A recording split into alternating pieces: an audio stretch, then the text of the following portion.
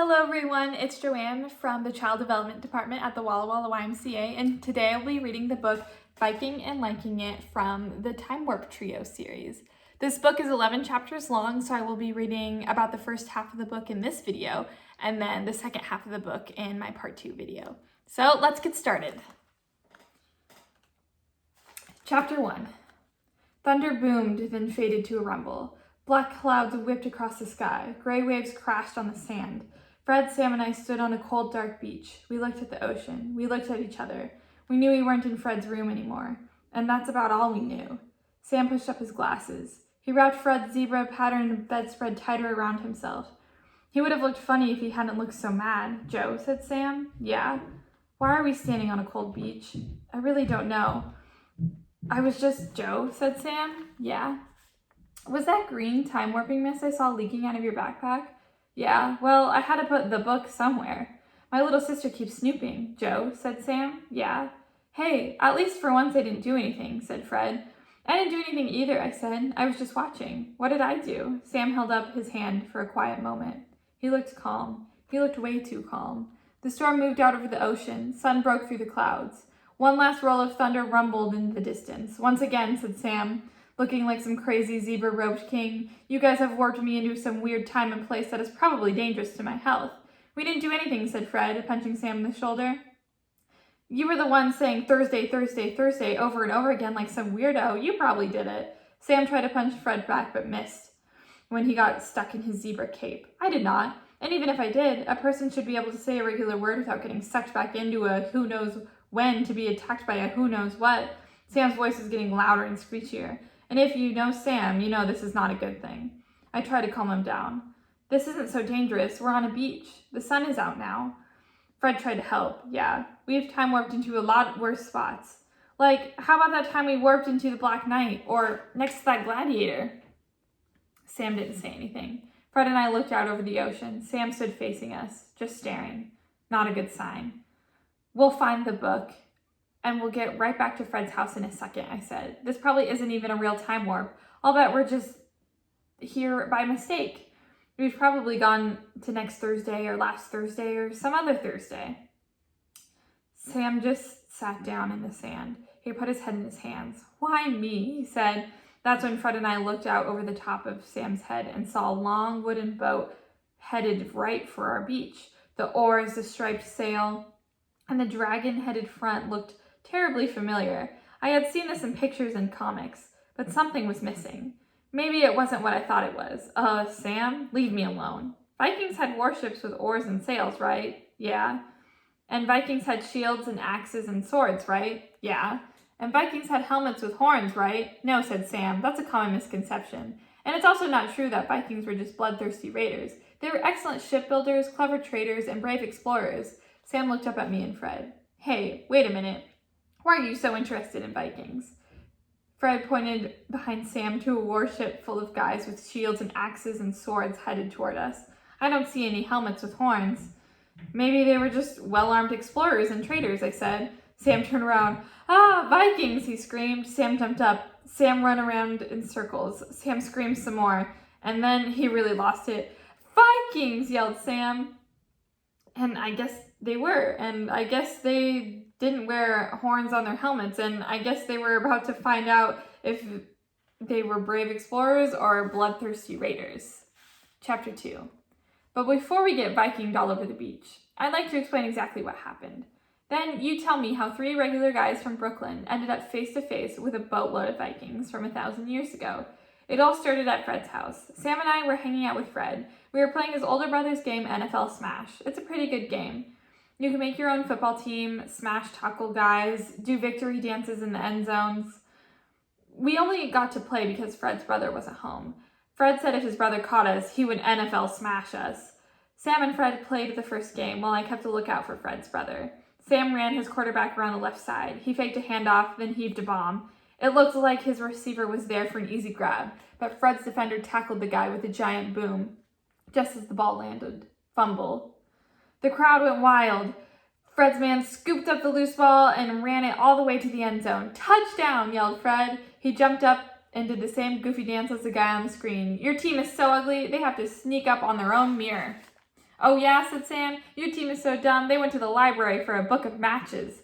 Your teams are both so lame, I added. They dialed information to get the number for 911. And that's pretty much how the afternoon went. So how did we get from trash talking in NFL games to playing and time traveling with real life Vikings? Good question. It's also a little embarrassing. The short story is a book. The long story is the book. A dark blue book with strange silver writings and symbols on it that my Uncle Joe gave me for my birthday. You should probably also know that my Uncle Joe is a magician and that this particular book is a magic book. Don't ask me how, but this book can warp time and space. The embarrassing part is that the book has warped Fred and Sam and me all over time and space, and we still don't know how it works. Sometimes we see a picture, sometimes all it takes is a word. The next thing you know, green time traveling mist leaks out of the book, and we're thousands of years back in the Stone Age, or 100 years forward in the future. The one thing we do know is that the only way to get back home to our time is to use the book and the other time. Simple, right? The other problem is that the book always vanishes when we warp, and we have to find it. And it seems like that's when we run into the most trouble. Trouble like the Black Knights or Gladiators or Vikings. You can see why Sam isn't too crazy about her time warping. I promised him I would figure out more of the rules of the book, but I had to finish my math homework, and then we had that story for English, and then I put the book in my backpack to hide it from my little sister, who was always snooping around my room. So it wasn't my fault, right? I remember Sam and Fred played the rest of their game. I was just flicking through the teams to pick mine. I stopped at the Minnesota Vikings, but I didn't click on them, and nothing funny happened. Sam warped himself in Fred's zebra-striped bedspread. He was looking through his homework planner and asked, "What day is it?" "Thursday," I said. "Thursday, Thursday, Thursday," said Sam, flipping through his notebooks. "Hey, did you ever say a word over and over so many times it didn't make any sense?" "That makes about as much sense as you usually do," said Fred, lining up his offense. "No, really," said Sam. "Listen. Thursday, Thursday, Thursday, Thursday, Thursday, Thursday, Thursday, Thursday, Thursday, Thursday, Thursday, Thursday, Thursday." Sam was right. The sound didn't make any sense. But the next sound made even less sense. Without any warning, a huge thunder boom filled the air. A bit of green mist leaked out of my backpack onto the floor. Fred, Sam, and I saw it. Another boom of thunder filled the air. A cloud of green time-traveling mist filled the room. And then the next thing we knew, we were standing on a cold, dark beach looking at the ocean. So I didn't pick Vikings, right? Fred didn't wish for Vikings, right? But Sam chanted Thursday. Thunder rumbled. The book time warped us. And guess what we got? Chapter 3. Vikings, a whole boatload of them, hit the beach and charged straight for us. No horned helmets, but every one of them waved a sword, a spear, an axe, or at least a knife. They looked pretty bloodthirsty to me. The rest of my first look at the real Vikings was a swirl of long hair and beards, capes, belts, and furs. Whatever it was they were yelling sounded more like raiding than trading. "It's a Viking blitz," said Fred. "We can't take this rush. And run for those trees over there now." It was a good play. It could have gone all the way. Fred and I grabbed Sam by both ends of his zebra bedspread. We ran left, but Sam ran right. We fell into a pile. The Vikings had downed us. "4th and long," said Fred, looking at the sharp edge of an axe. "Maybe we can punt," I said. Sam spazzed out under Fred's bedspread, making crazy sounds. He jumped up and staggered around in a blind circle. His head popped out. He took one look at the spears and swords and axes, then Sam stopped, and I don't know why, but he took a deep breath, and he let out one long, crazy, wild animal roar. The Vikings stared at this nutty kid in his zebra-striped bedspread. One of them yelled back. Sam flapped his bedspread and roared again. Roar! A few of the Viking guys banged their swords and shields together and gave a roar back. "Roar!" tried Sam. "Roar!" yelled a couple of Vikings. The whole crew laughed. They dropped down their weapons, elbowed each other, and pointed at Sam. "What the heck is going on?" whispered Fred. "I have no idea," I whispered back. "But it looks good for our team." A tall man with light reddish hair slid his sword into his belt. He held out his hand to Sam. "Brave warrior, take my hand," he said in a deep voice. "By Thor's hammer, you must be one mad berserker to challenge my whole crew unarmed." The Viking showed us a silver hammer-shaped piece hanging from a cord around his neck. "Challenge?" said Sam. He shook the Viking's hand in a daze. The Viking looked more closely at Sam's bedspread. Only a berserker could make himself that crazy before a battle. But what strange bearskin is this? What land is this? We were going to ask you the same thing, said Sam. He pushed his glasses up on his nose. The Viking leader looked around our clump of land sticking out into the water. We have come from our home of Greenland, searching for new lands. We have found rockland. We have found woodland. The Viking spotted a clump of bushes with small grape-sized berries. We will call this land Vinland. Vinland, said Sam. Really? That's us? I mean, that's where we live. Vinland is what the Vikings called North America. So you guys really are Vikings, and you really did come to North America. A small blonde-haired Viking in a purple cloak stepped up. He held out his hands. Then he spoke in a weird sing-songy voice. Bold Leaf found the new world. He called it Vinland. Then he smashed 10,000 warriors using only one hand. What? Said Fred. Oh, don't mind him, said the Viking leader. That's bullshit. My official skald. That's a poet. My dad got him for me. I thought I should have someone working on the saga of my life. It seems like he exaggerates a little bit, said Sam. Yeah, that's the poetry part, I guess. And the Viking, looking a little embarrassed. Bolshik was annoyed. I didn't want the Viking leader to feel bad enough to start making the smashing part of the saga come true, so I stepped forward. A cool blast of ocean wind blew sand over our sneakers. I still couldn't figure out how we had gotten warped here into Viking times, but I did figure out that sooner we found the book and got back home, the better it would be for us.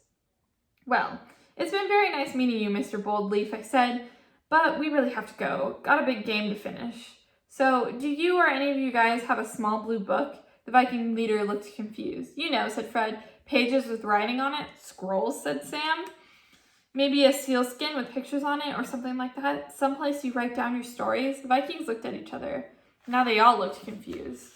I am the keeper and speaker of stories, said Bolshik in that goofy voice of his.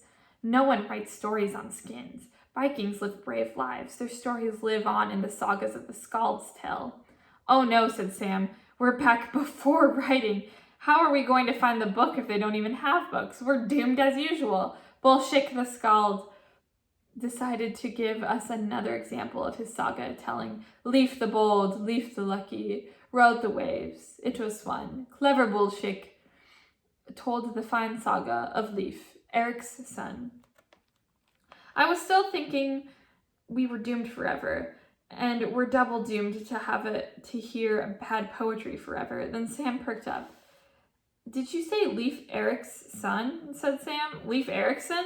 Leif the Bold, Leif the Lucky, Bolshik started again. Sam cut him off. We're saved. This is Leif Erikson, you guys. You know, Leif Erikson, who finds North America. We are from North America. The book must be in America. We take Leif there and get the book. Now, the Viking leader looked completely confused. What is this America? Sam grabbed a stick and sketched a map in the sand. You call it Vinland. We call it North America. The way I figure, we're somewhere around the year 1000, and we are somewhere in Canada, maybe Newfoundland land here. Maybe Nova Scotia here. Maybe all we have to do is head south toward New York. Then the Vikings all leaned over to study Sam's map.